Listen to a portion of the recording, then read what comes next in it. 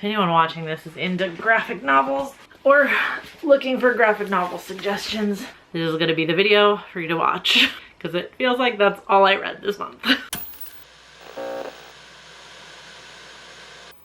Hey there, creepy peeps. This is probably my most varied month of reading so far in 2024. I'll go in order of like how I read things this month so you can really appreciate the chaos.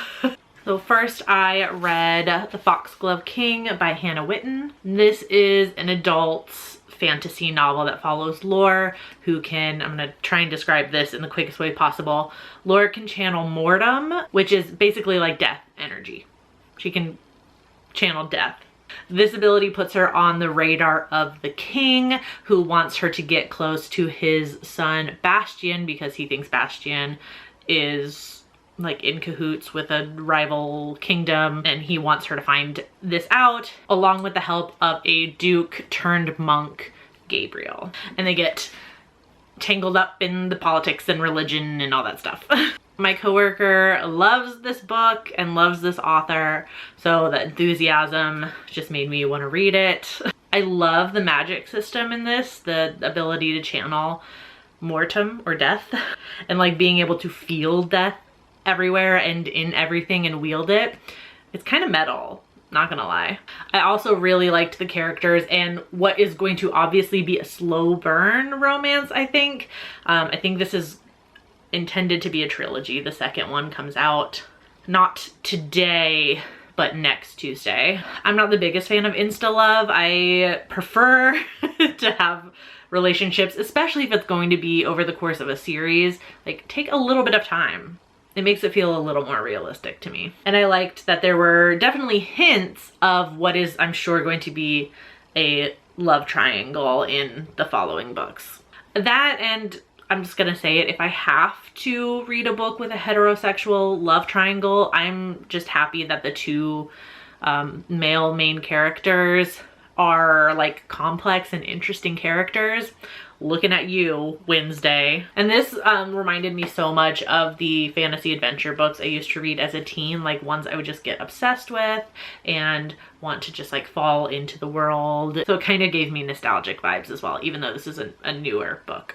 Next, I read A Guest in the House by Emily Carroll. I know I've talked about another graphic novel of hers, Through the Woods, because I really, really like that graphic novel. And I saw that she had, I don't know how new this is, honestly. I just saw we got it at work and I recognized the name and I was like, let me get that book.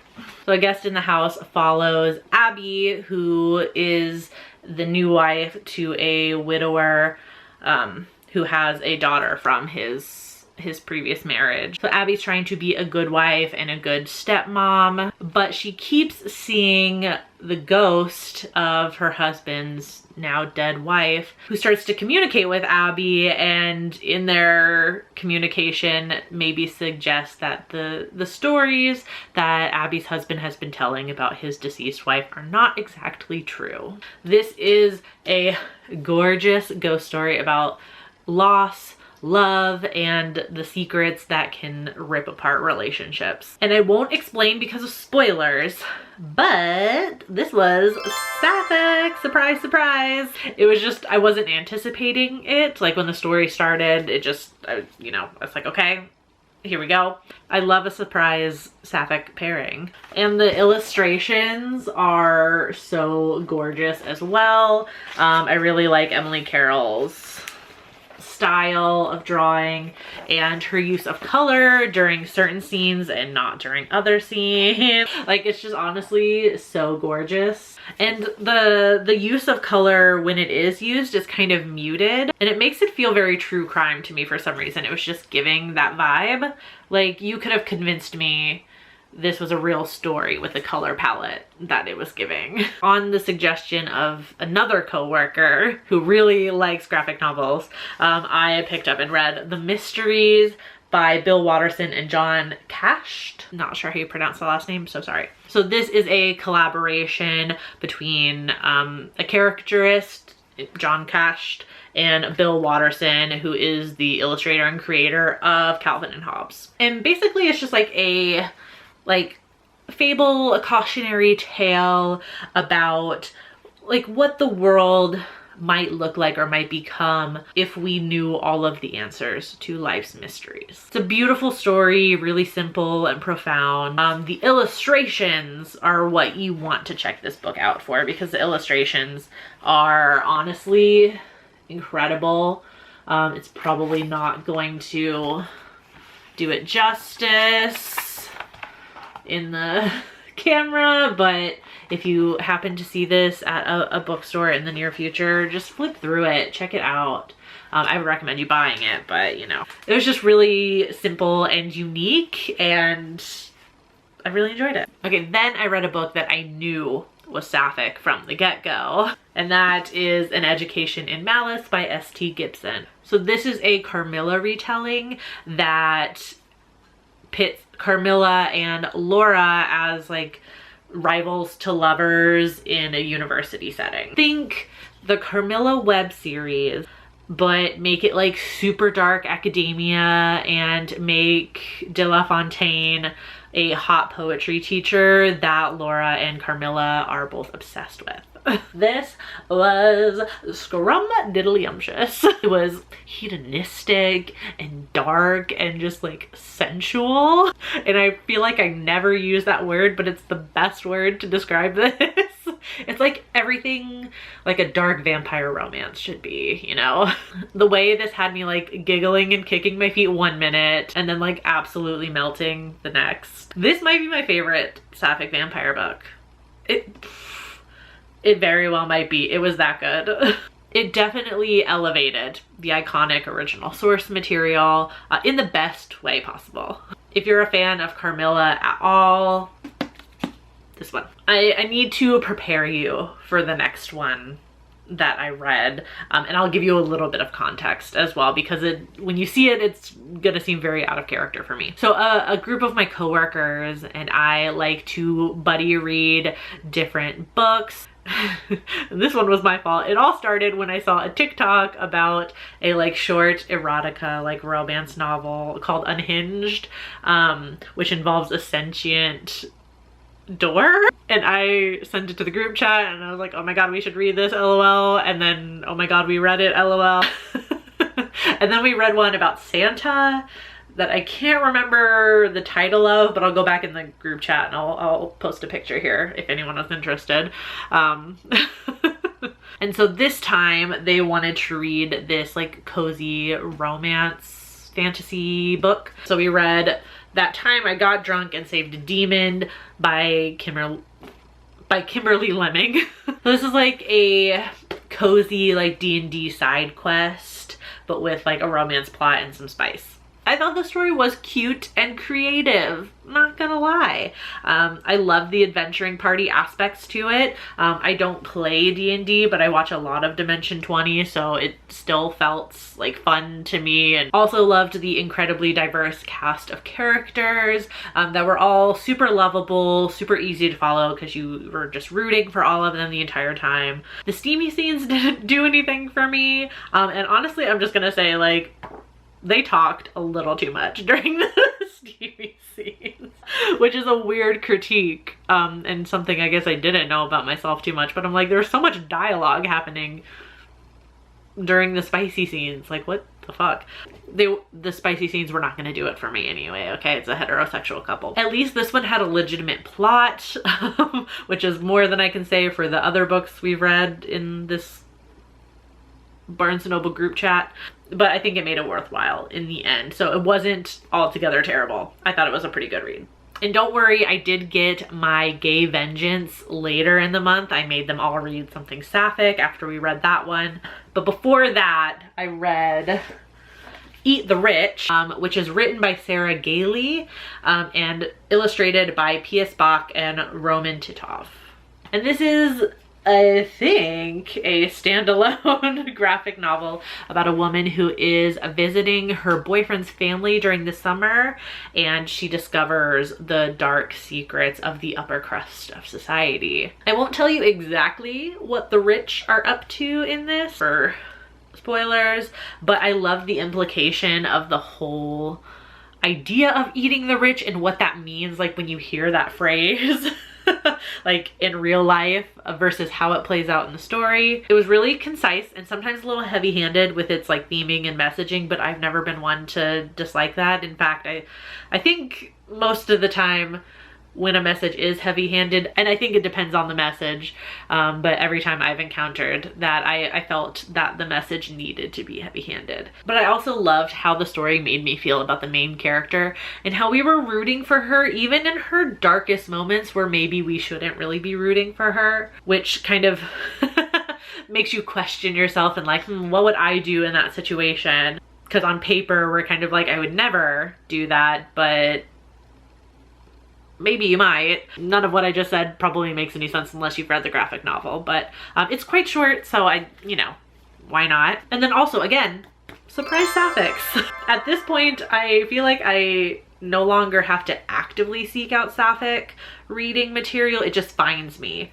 I mean, I will continue to actively seek out sapphic reading material, but it's nice to know that even in moments where I'm not trying to seek it out, it'll just find its way to me like it's meant to be. Okay, then I read the most hard to describe manga adaptation of Dracula, and it is, I don't know how to phonetically say the title, but it's hashtag DRCL, like hashtag Dracula, Midnight Children, by Shinichi Sakamoto. Hopefully I got that right. How the fuck do I describe this? Honestly though, it's only the first volume, so the story barely gets going in it anyway, and it's really just like setting everything up. But even given the fact that it's kind of just setting up the story, it's completely bonkers. So we're following Mina, who is the only female student at this boarding school, when she and a group of boys from her school witnessed the Demeter pulling into port, you know, mysteriously unmanned, bringing with it Count Dracula, of course. And again, this is just the first volume, so that's really the extent of what happens, and that's its only job anyway. I'm not criticizing it, but I will be picking up the second volume and soon, because this was a surreal and wild adaptation of Dracula, and it kind of ate.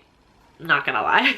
All right, and then I got my gay vengeance, like I was mentioning earlier, and I made them read something sapphic after the D&D novel. So we read Lady Venom Takes a Mistress by Kat Blackthorne. So this was a Beauty and the Beast retelling, but so sapphic, of course. I loved the gothic atmosphere. The spice was pretty spicy, not gonna lie. It was quite a short read, but I was super happy to read it, and so happy I made my coworkers read it. Yay! All right, and then finally I read Camp Damascus by Chuck Tingle. This was for Creepy Book Club, and if any of you are new here, or this maybe is the first time you've watched like a book video from me on my channel, I have a monthly book club where we read diverse horror books. We do read-alongs for the books over on the Storygraph app, and then we discuss each book every month on a live stream on this channel. The live stream for Camp Damascus will be this Friday at 9 p.m. Eastern Time, America. We also plan our books 6 months in advance, so we had January through June already mapped out. If you want to see the list for those, you can check out my Instagram, or you can head over to the Storygraph. I have it set up like as a reading challenge, because the Storygraph, while an amazing app and everybody should use it instead of Goodreads, it doesn't have a book club feature yet, but you can see the list of books there. It's all in the link tree in the description of this video. I won't get too in depth with this because, like I said, we'll be discussing it much more in depth on Friday during the live stream, and anyone is welcome to show up, even if you haven't read it, if you just want to like lurk or just see kind of what the book club is like before you decide to join us maybe. But I'll give you a quick description. The book follows Rose, who finds out her seemingly idyllic life in this small town is all a lie, and it all stems from this camp, Camp Damascus, which is a world-renowned gay conversion camp that is basically like responsible for the like economic success of her town. And when I tell you, I could not have guessed in a million years what this gay conversion camp was doing to get its campers to, you know, be straight. It's such a beautifully simple metaphor that it's like, it's almost like, duh, like when you read it. But clearly nobody has ever really like explored this up until this point, at least not in this way. You might be able to guess, big found family vibes here.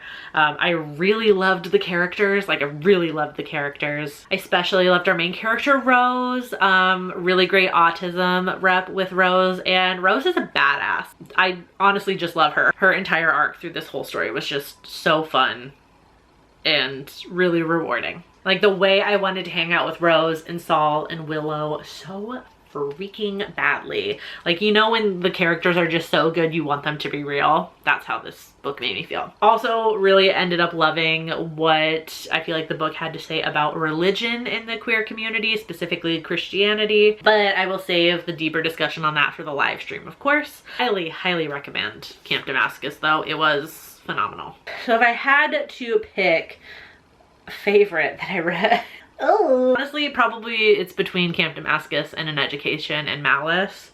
I know, for me having read all those graphic novels, they were all amazing. Honestly, not a bad read in that entire stack.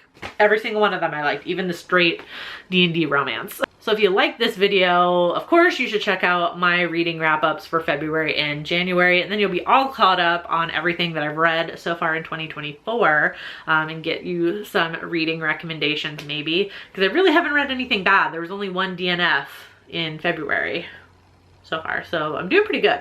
I will see you Friday, maybe on the live stream for Creepy Book Club if you decide to join us, and of course with a pre-planned and edited video when I go to see The First Omen, which comes out this weekend. So I'll see you soon. Until then, stay strange. Bye.